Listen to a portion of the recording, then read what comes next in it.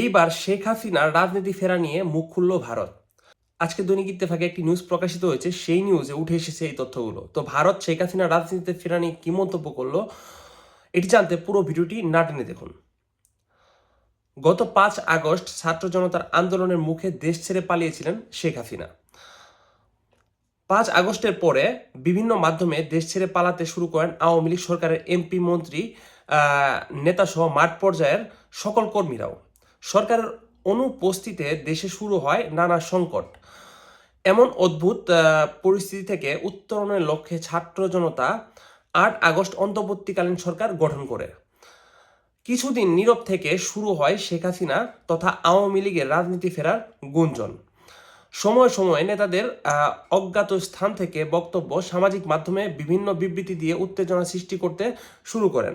এর মাঝে শেখ হাসিনার সঙ্গে কয়েকজন নেতাকর্মীর কল রেকর্ড ফাঁস হলে পরিস্থিতি হয়ে যায় ঘোলাটে।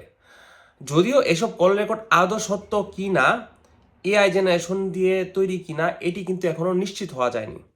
সর্বশেষে আমেরিকার প্রেসিডেন্ট ডোনাল্ড ট্রাম্প বিজয়ী হওয়ার পর আওয়ামী লীগের বহু নেতাকর্মীও হয়তো ভাবছেন তাদের নেত্রীর দেশে ফেরা এখন শুধু সময়ের অপেক্ষা।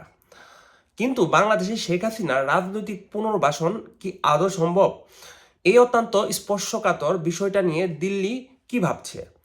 শেখ হাসিনার দেশে ফেরার ব্যাপারে এখনও অতটা আগ বাড়িয়ে ভাবতে রাজি নয় ভারত। দেশটি না সঙ্গত কারণেই। তবে ঢাকাতে ভারতের সাবেক হাইকমিশনার পিনাক রঞ্জন চক্রবর্তী মনে করেন এই কাজটা শুধু কঠিন নয়, খুবই কঠিন। তিনি বলেন, এখনও আওয়ামী লীগের বিরুদ্ধে যে দেশে ক্ষোভ বিক্ষোভ চলছে, তবে দলীয় সংগঠন ও ছত্রভঙ্গ, শেখ হাসিনার বয়স আজকের চেয়ে 10টা বছর কম হলে তবুও হয়তো মনে করা যেত তিনি হয়তো দেশে পরবর্তীতে হাল ধরতে পারতেন। কিন্তু এই মুহূর্তে সেটা কোনোভাবেই সম্ভব না, এটা প্রায় অসম্ভব। সাউথ ব্লকের একজন শীর্ষস্থানীয় কর্মকর্তার কথায়, পিচ এখনো প্রতিকূল, বল উল্টো পাল্টে লাফাচ্ছে। এরকম সময় চালিয়ে খেলতে গেলে হিতে বিপরীত হতে পারে।